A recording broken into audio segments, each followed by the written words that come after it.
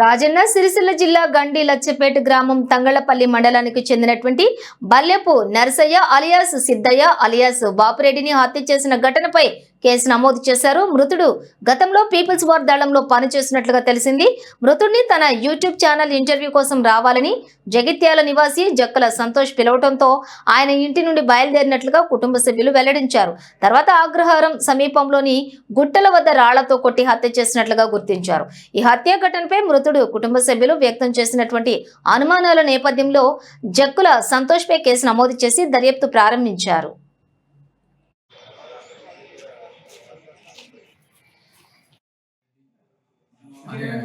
X peoples are మావోయిస్ట్ని రాత్రి అగ్రహారం గుట్ట సమీపంలో గుర్తు తెలియని వ్యక్తులు హత్య చేసేయడం వల్ల వాళ్ళ కొడుకు ఇచ్చిన ఫిర్యాదు మేరకు కేసు నమోదు చేసుకొని దర్యాప్తు జరుపుతున్నాం.